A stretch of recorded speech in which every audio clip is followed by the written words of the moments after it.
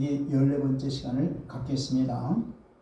아브라함은 기근으로 인해서 약속의 땅 가나안을 떠나서 하나님이 주시는 말씀 없이 양식을 구하려 애굽으로 내려갔습니다. 성경에는 이 애굽이라는 말이 처음 여기에 나오는데요.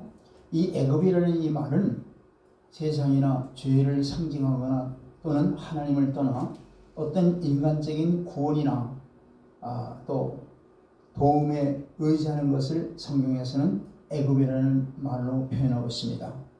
그런 의미에서 성경은 애굽을 경계하라고 계속 말씀하고 있습니다. 한번 볼까요? 이사야 31장 1절 말씀 보겠습니다. 시작. 도움을 구하려 애굽으로 내려가는 자들은 와 있을진지요 그들은 말을 의뢰함으로 병거의 많음과 마병의 힘이 강함을 의지하고 이스라엘의 거룩하신 자를 앙모치 아니하며 여호와를 구하지 아니하거니와. 아멘. 한마디로 세상을 따르지 말고 세상을 의지하지 말고 하나님의 약속의 말씀만 따르라는 말씀입니다. 그러면은 성경에는 애굽에 내려가지 말라고 했는데 하나님의 허락 없이 애굽에 내려갔던 이 아브라함에게 어떤 일들이 생겼는지를 한번 살펴보겠습니다. 아브라함은 아내의 아리따움으로 애굽 왕 바로가 아내를 먼저 자기를 죽이고 아내를 보면은 자기를 죽이고 아내를 취할 것 같으니 당신이 누구냐고 바로가 묻는다면은 내 누이 동생이라고 하겠다는 말을 이제 맞추고 그런 거짓말을 했기 때문에 바로 왕은 그 아내를 사례를 자기 아내로 삼기 위해서 궁궐로 데려갔던 겁니다. 그러나 하나님은 바로의 이런 행위로 인해서 바로에게 큰 재앙을 내리심으로 인해서 사례를 다시 아브라함 곁으로 돌려보냈습니다. 이 아브라함의 거짓으로 이런 일이 벌어졌는데 하나님께서는 바로를 벌하시고 아브라함에게 은혜를 베푸시는 하나님을 우리가 보게 됩니다. 아브라함이 믿음이 연약하여 두려움에 사로잡혀서 행한 그 행동은 사탄이 하나님의 일을 방해하기 위한 그러한 것입니다. 그러나 하나님은 이 일에 개입하셔서 하나님의 뜻을 이루기 위해서 아브라함을 다시 가나안 땅으로 가게 하셨습니다. 그러나 노한 바로의 왕은 자기를 속여서 그런 큰 화를 입게 한 아브라함을 근엄하게 꾸짖었습니다. 볼까요? 창세기 12장 18절 말씀 보겠습니다. 시작. 바로가 아브라함을 불러서 이르되 네가 어찌하여 나에게 이렇게 행하였느냐?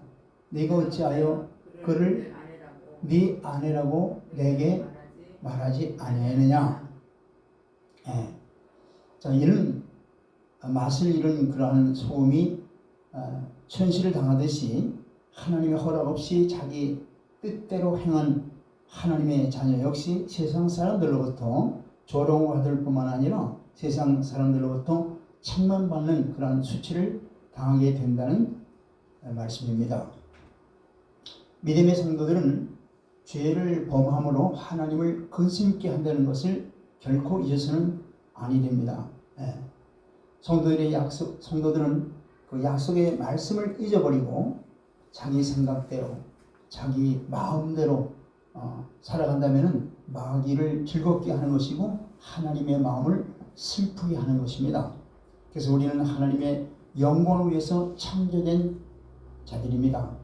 그래서 우리들의 죄로 인해서 하나님을 슬프게 하면은 어떻게 했습니까? 슬프게 해드리지 말아야 돼요. 또한 우리가 죄를 범하면 우리 안에 계신 성령님이 근심하고 있다는 사실입니다. 우리 한번 에베소서 4장 30절 보겠습니다. 성도들이 죄를 범할 때 우리 안에 성령님이 어떻게 역사하시는가 보세요. 시작.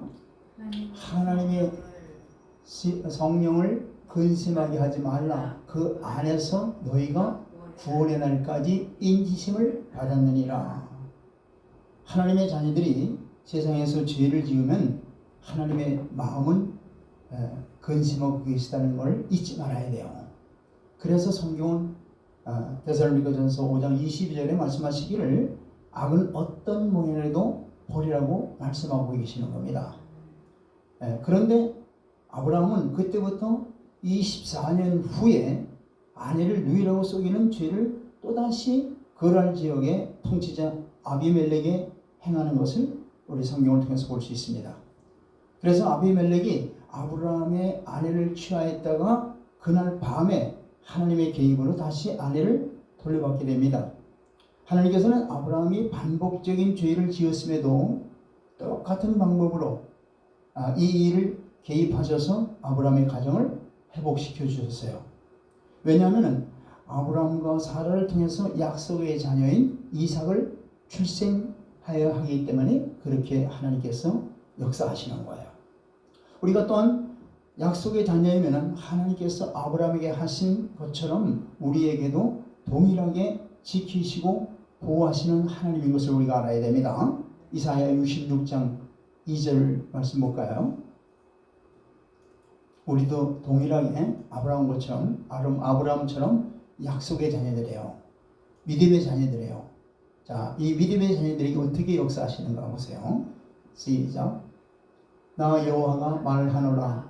내 손이 이 모든 것을 지었으므로 그들이 생겼느니라.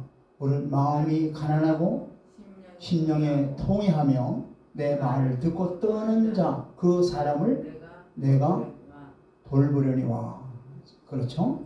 하나님께서 이렇게 하나님을 경외하는 자, 하나님의 말씀을 듣고 떠는 자들은 하나님께서 반드시 보호해 주시고 은혜를 내려주시는 것을 알아야 됩니다. 자, 이를 통해서 깨닫는 바는 우리는 다 죄 앞에 연약한 존재들이라는 거예요. 그러나 이 죄를 이길 수 있는 길은 생명의 성령의 법을 따라서 내 육신을 복종하는 삶을 살아야 한다는 것을 깨닫게 해주시는 겁니다. 로마서 8장 4절 말씀 보겠습니다. 우리는 다 연약한 존재들이에요. 그래서 하나님께서는 이렇게 말씀하시는 거예요. 로마서 8장 4절 말씀입니다. 시작. 육신을 따르지 말고 그 영을 따라 행하는 우리에게 율법의 요구가 이루어지게 하려 하심이니라. 아멘. 육신을 따르지 말라고 그랬어요. 이거는 누구나 다 육신을 가지고 있어요. 아담으로부터 내려온 옛사람을 다 가지고 있다 이 말이에요. 그런데 그 육신을 따라 살지 말고 뭘 따라 살라는 얘기예요?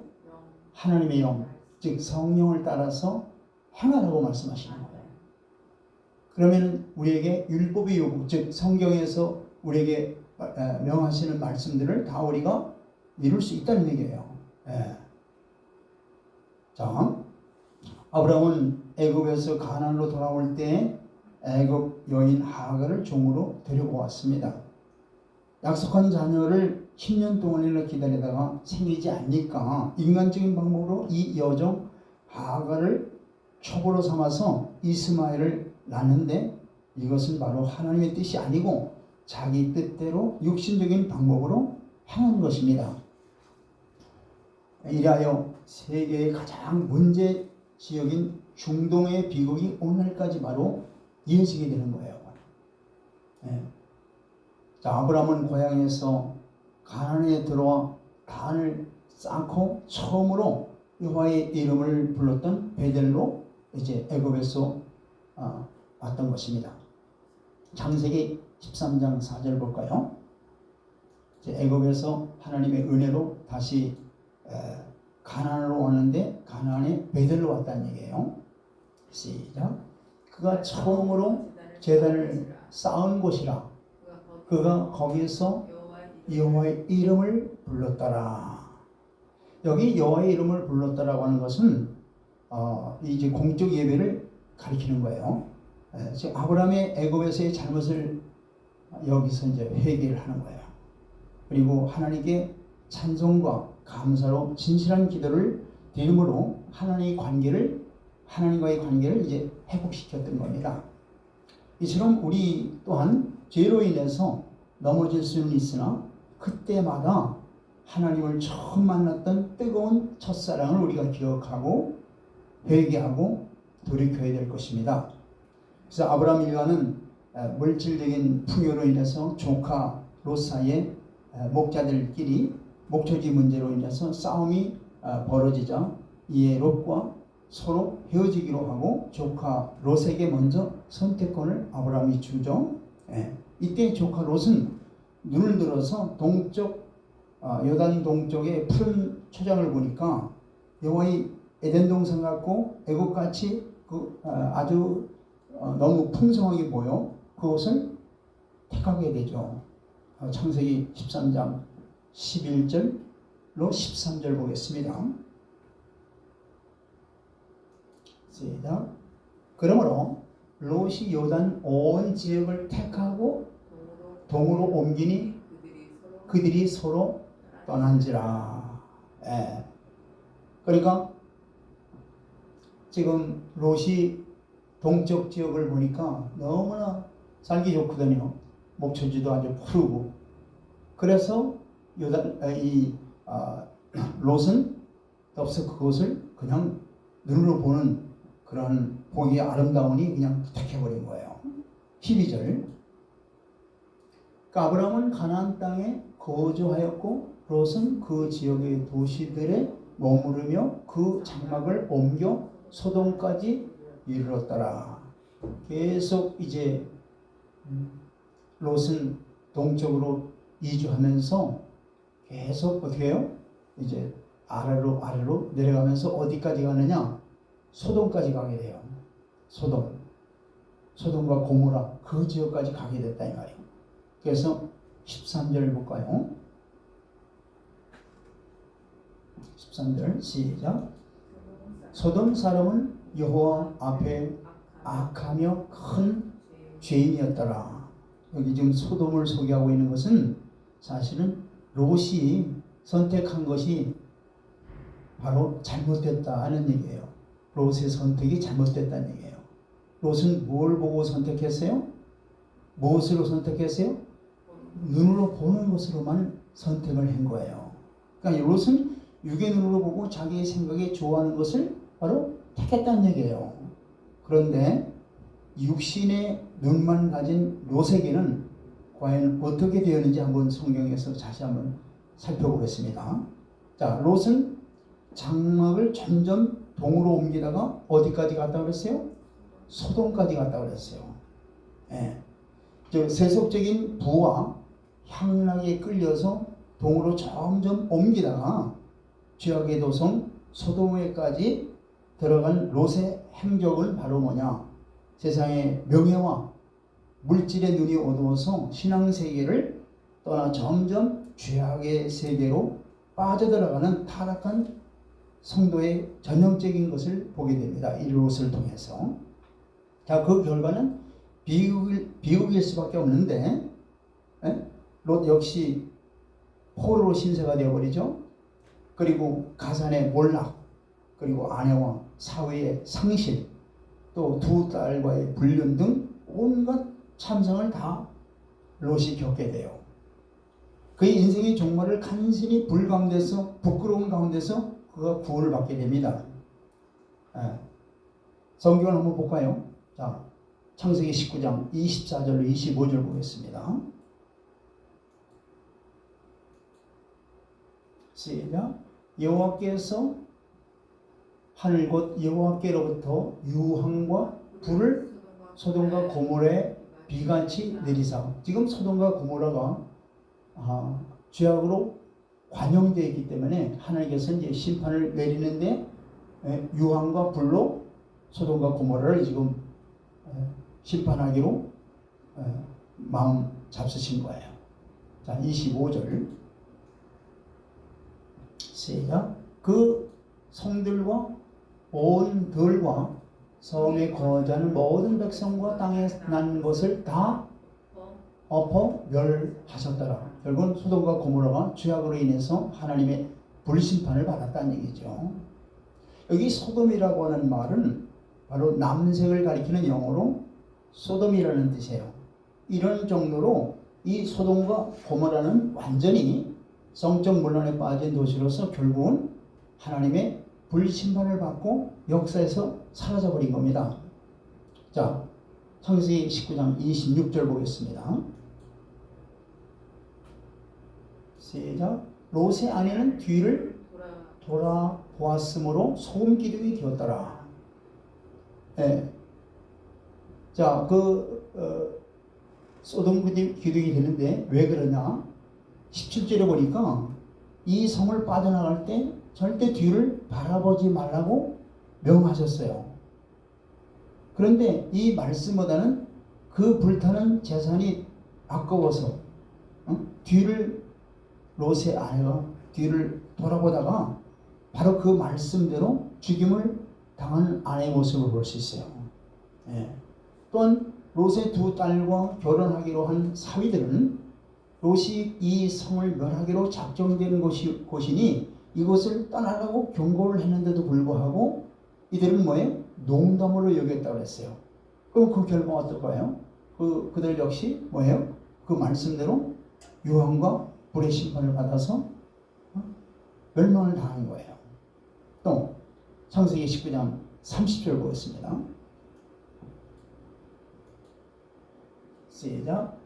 롯이 소알에 거주하기를 두려워하여 두 딸과 함께 소알에서 나와 산에 올라가 거주하되 그 두 딸과 함께 굴에 거주하였더니 지금 소알성에서 나왔죠.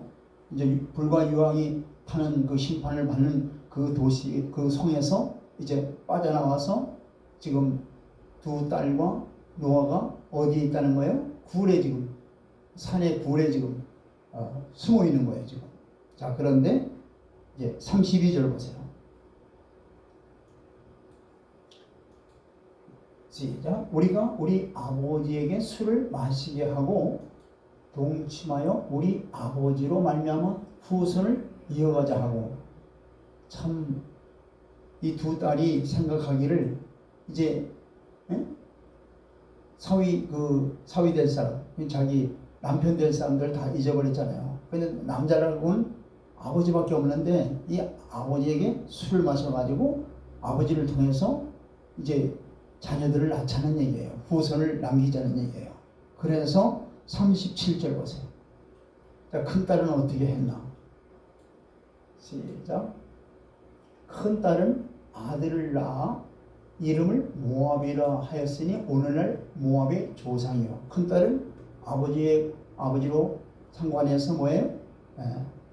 아들을 낳았는데 그 아들이 모압인데 그 모압이 바로 오늘날 모압 조상이 되었다는 얘기예요. 38절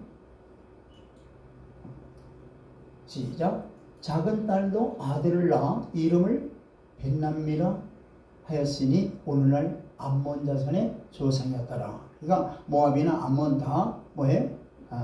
롯의 큰 딸과 작은 딸을 관계로 인해서 나온 그런 족속들이 되어버렸죠. 자, 여기 육신적인 삶을 따라 살다가 그것도 아브라함의 중보기도로 말미암아 간신히 불 가운데서 구원받은 롯을 보면서 우리 신앙인들이 어떤 삶을 살아야 할 것인가를 한번 깊이 생각해야 되는 부분이 바로 이 부분이에요. 자, 하나님의 사람들에게 요구하는 물음은 뭐냐? 자, 무엇을 소유하였느냐가 아니라 어떤 존재가 되어야 하는 것을 우리에게 생각을 하게 한다 이 말이에요. 자, 이 땅에서 눈에 보이는 안목의 정욕, 육신의 정욕, 이생의 자랑을 따라서는 어리석은 그런 삶을 버리고 영원한 것을 준비하며 사는 우리 모두가 되기를 주의 이름으로 축원드립니다. 탐심에 사로잡히면은 그것이 우리의 전인격을 지배하고 하나님께 나아가지 못하게 하는 거예요. 롯이 바로 탐심에 사로잡혀서 결국은 동쪽으로 계속 이동하다가 소돔과 고모라까지 가게 됐다는 얘기예요. 바로 자, 누가복음 12장 15절 말씀 보겠습니다. 시작. 그들에게 이르시되 삼가 모든 탐심을 물리치라. 사람의 생명이 그 소유에 넉넉한 데 있지 아니하리라 하시고. 그렇죠?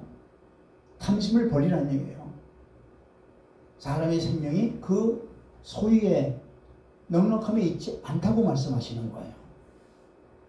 요한일서 2장 16절로 17절 말씀도 보겠습니다. 시작. 이는 세상에 있는 모든 것이 육신의 정욕과 안목의 정욕과 이생의 자랑이니 다 아버지께로부터 온 것이 아니요 세상으로부터 온 것이니라. 다 누구나 다 아담의 후손은 다 이렇게 다 가지고 있어요. 뭘 가지고 있어요? 육신의 정욕, 안목의 정욕, 이생의 자랑을 다 아담의 후손들은 누구나 다 가지고 있다 이 말이에요. 그런데 이런 것들은 다 뭐예요?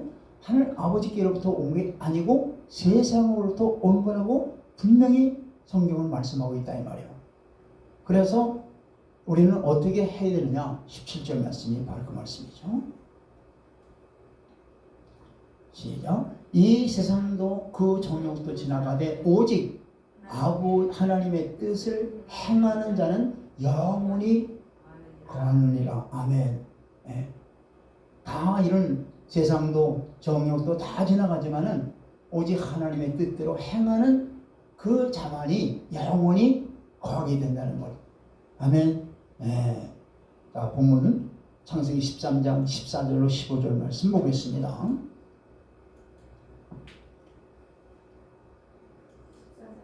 네, 13장 14절로 15절 말씀 되겠습니다. 자, 시작.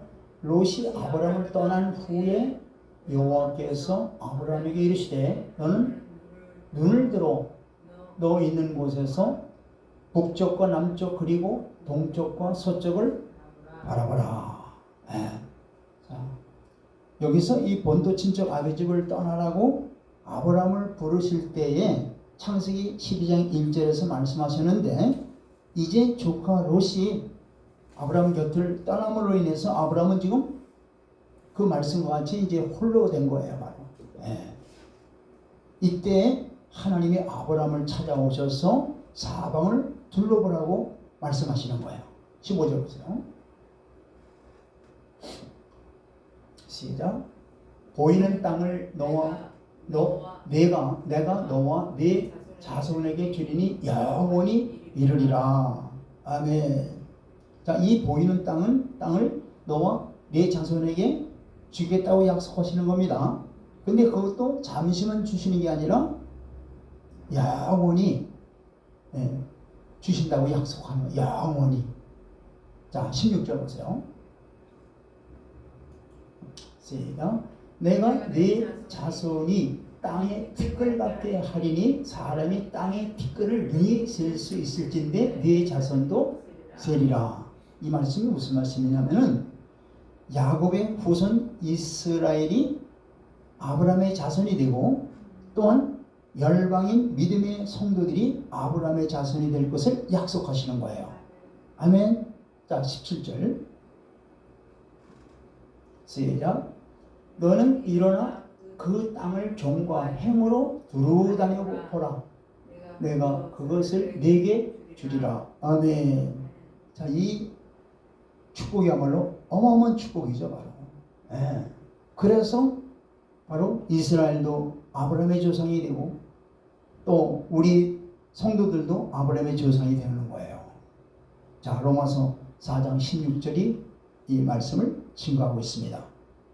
로마서 4장 16절 시작. 그러므로 상속자가 되는 그것이 의에 속하기 위하여 믿음으로 되나니 이는 그 약속을 그 모든 후손에게 굳게 하려 하심이라. 율법에 속한 자에게 뿐만 아니라 아브라함의 믿음에 속한 자에게도 그러하니 아브라함은 우리 모든 사람의 조상이라. 아멘. 네, 하나 말씀 더 보겠습니다. 갈라디아서 3장 28절로 29절 말씀 보겠습니다.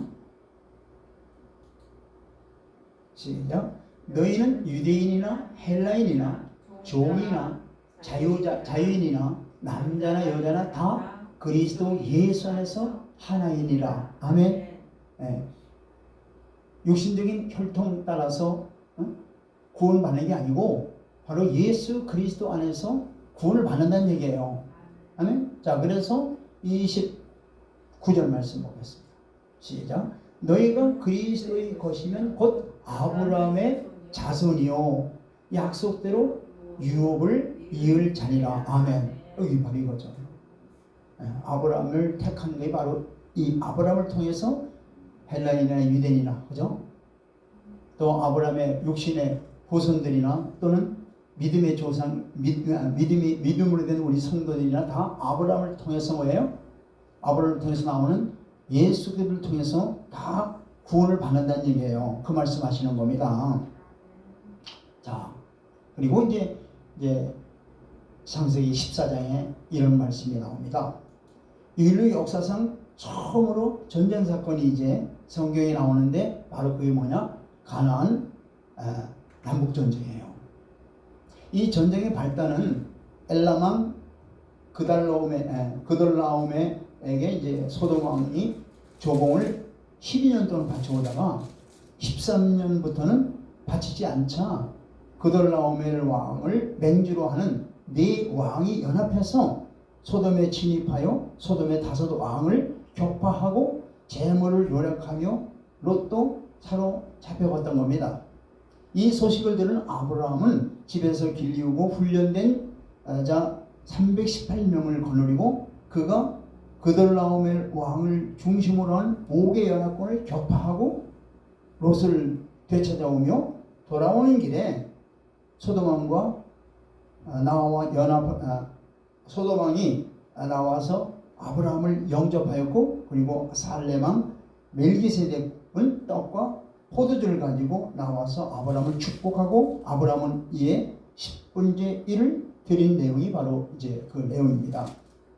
자, 이 전쟁 이야기에서 등장하는 이 멜기세덱이라고 하는 인물에 대해서 우리가 알 필요가 있어요. 왜냐하면 사실 이 멜기세덱은 예수 그리스도의 예표인 인물이기 때문에 아주 중요한 겁니다. 자, 창세기 14장 18절로 19절 말씀 보겠습니다. 시작. 살렘왕 멜기세덱이 떡과 포도주를 가지고 나왔으니 그는 지극히 높으신 하나님의 제사장이었더라. 19절 시작. 그가 아브라함에게 축복하여 이르되 천재의 주제시요 지극히 높으신 하나님이며 아브라함에게 복을 주옵소서. 20절 시작. 너희 대적을 네 손에 붙이신 지극히 높으신 하나님을 찬송할지로다 하매 아브라함이 그 얻은 것에서 10분의 1을 멜기세덱에게 주었더라. 아멘. 여기 살렘왕 멜기세덱이 나오죠. 이 살렘이라고 하는 그 뜻은 바로 예루살렘의 옛 그 이름입니다. 옛 도시 이름이에요. 그래서 이 멜기세덱이라고 하는 것은 뭐냐? 바로 살렘 왕이자 제사장으로서의 그 의의 왕이라는 뜻이에요. 의의 왕. 그는 살렘 왕으로서 지극히 높으신 하나님의 또한 제사장이었습니다. 그가 바로 전쟁에서 승리하고 돌아온 아브라함에게 떡과 포도주를 가지고 나와서 아브라함을 축복했습니다. 19절의 말씀과 같이 천지의 주제시요 지극히 높으신 하나님이여 아브라함에게 복을 주옵소서라고 이렇게 축복을 내립니다. 20절의 말씀과 같이 너희 대적을 네 손에 붙이신 지극히 높으신 하나님을 찬송할지로다 하며 이렇게 살렘왕 멜기세덱이 아브라함을 하나님의 이름으로 축복하며 이에 아브라함이 축복을 받고 아브라함은 10의 1을 살렘왕 멜기세덱에게 멜기세덱에게 드렸던 겁니다.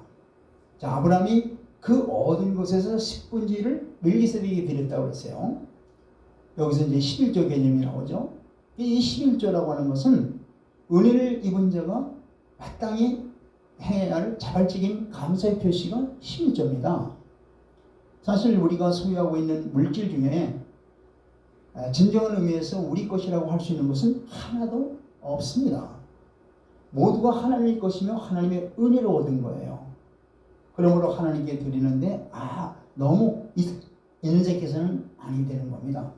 지극히 높으신 하나님의 제사장, 바로 멜기세덱이 왕과 제사장이라고 하는 이중 직분을 바로 갖고 있었다는 것은 바로 예수님이 이 땅에 오셔서 왕으로서 제사장으로서 오실 것을 바로 예표하고 있는 거예요. 바로 이 멜기세덱이라는 인물이.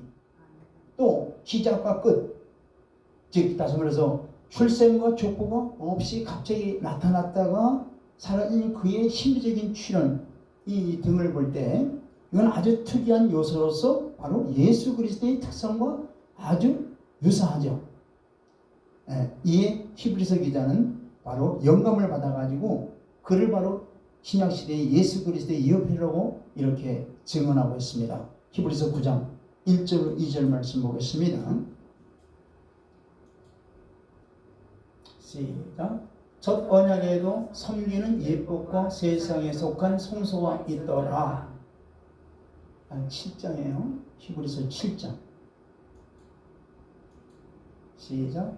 이 멜기세덱은 살레망이요 지극히 높으신 하나님의 제사장이라 여러 왕을 쳐서 죽이고 돌아오는 아브라함에게 만나 복을 빈 자라. 그렇죠? 그 창세기 14장에 나오는 이 말씀을 지금 히브리서 기자는 인용하고 있는 거예요. 그대로. 멜기세덱이 바로 전쟁에서 승리해서 돌아오는 아브라함에게 뭐예요? 축복을 내리는 거죠. 복을 빈 거예요. 바로 2절 시작. 아브라함이 모든 것의 10분의 1을 그에게 나눠주니라. 그 이름을 해석하면 먼저는 의의 왕이요 그 다음은 살레망이니 곧 평강의 왕이요. 아멘. 그래서 다윗도 바로 이 멜기세덱에 대해서 이렇게 증언하고 있어요. 자, 시편 110편 4절을 보겠습니다. 히브리서 기자뿐만 아니라 다윗도 성령의 감동을 받아서 이렇게 증언하고 있는데 시편 110편 4절 보겠습니다. 시작. 여호와는 맹세하고 변하지 아니하시니라. 이르시기를 너는 멜기세덱의 소유를 따라 영원한 제사장이라 하셨도다. 아멘. 이 멜기세덱이 바로 신약시대 바로 예수 그리스도가 바로 멜기세덱의 구약에서 말씀하고 있는 멜기세덱은 예수 그리스도의 예표라는 얘기예요. 네. 자, 본문 창세기 14장 21절로 23절 보겠습니다.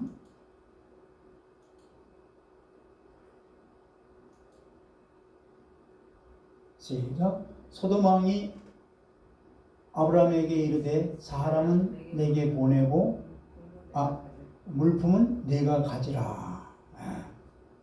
22절. 아브라함이 소돔 왕에게 이르되 천지의 주제이시오 지극히 높으신 하나님 여호와께 내가 손을 들어 맹세하노니. 23절 시작. 네 말이 내가 아브라함으로 치부하게 하였다 할까 하여 네게 속한 것은 실 한 오락이나 들매끈 한 가닥도 내가 가지지 아니하리라. 24절 시작. 오직 젊은이들이 먹은 것과 나와 동행한 아넬과 에스볼과 마므리의 분깃을 제할지니 그들이 그 분깃을 가질 것이니라. 아멘. 여기 그 대화 내용을 보면은 이 가나안 왕이 뭐라고 그래요? 물품은 내가 가지라고 그러죠. 물품은 네가 가져라. 아브라함에게.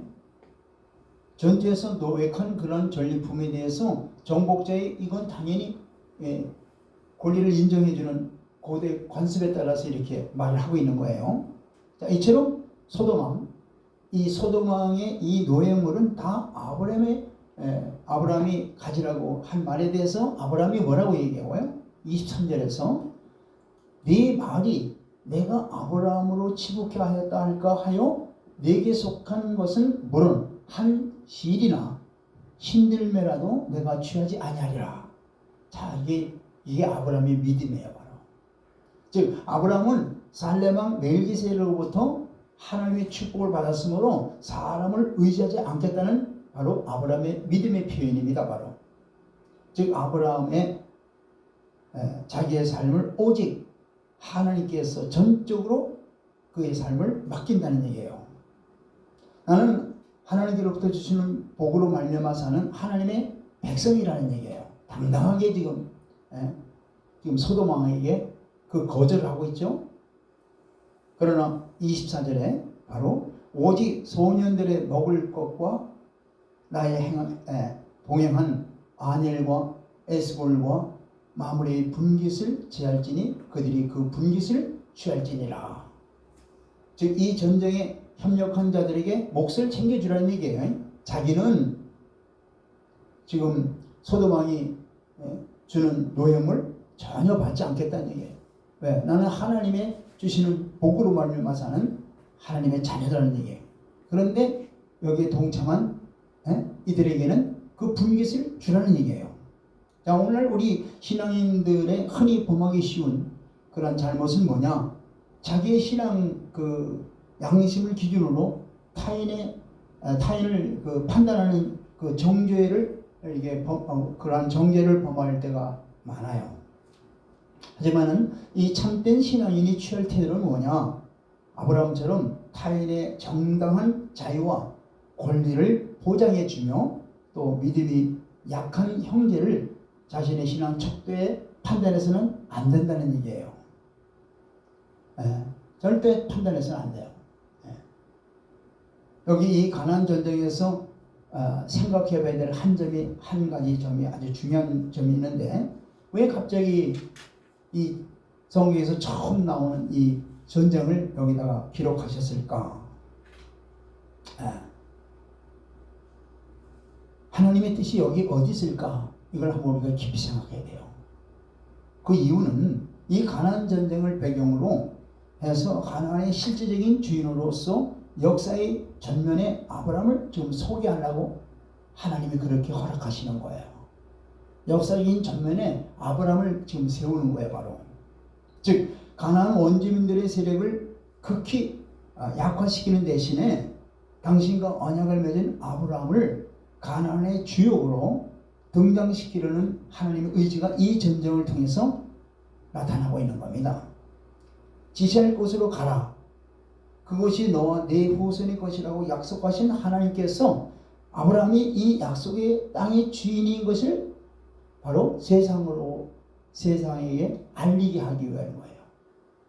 그래서 주위의 많은 사람들이 아브라함을 통해서 하나님을 실제로 바라보게 하는 겁니다. 아브라함을 보면서 저 사람은 저 강 건너 이방 신들만 숭배하던 자였는데 그를 이곳으로 건져내서 이곳에서 인도하시는 하나님을 바로 바라보게 하는 거예요. 또한 서로 가나안 땅을 차지하려고 전쟁을 일으켜 싸우고 있는 현실에서 아주 적은 수로 큰 무리의 연합군을 쳐서 무찌를 수 있었던 아브라함이 과연 누군가 이걸 생각하면서 그 뒤에서 역사하시는 바로 하나님이 함께 하시는 것을 세상 사람들로 바라보게끔 하는 겁니다. 자, 이 일을 행하시는 분이 바로 하나님이신 것을 세상 사람들로 알게끔 하시는 거예요. 또 이 주인으로서 큰 복을 이 주인으로서 이렇게 큰 복을 받아 누릴 수 있었던 비결이 어디 있는가?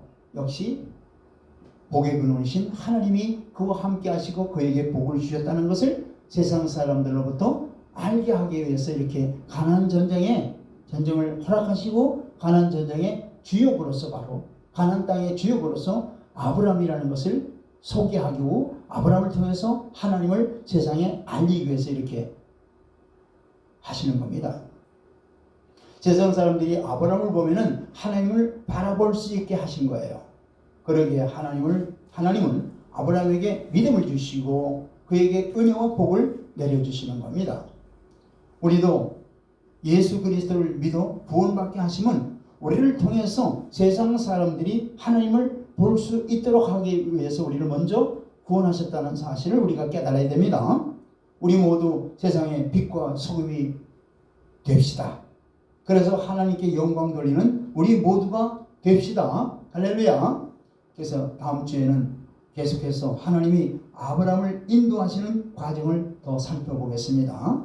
다 같이 기도드리겠습니다. 아브라함을 인도하시는 하나님께서 우리의 모든 삶도 인도하여 주옵소서. 예수 그리스도의 이름으로 기도드리옵나이다. 아멘.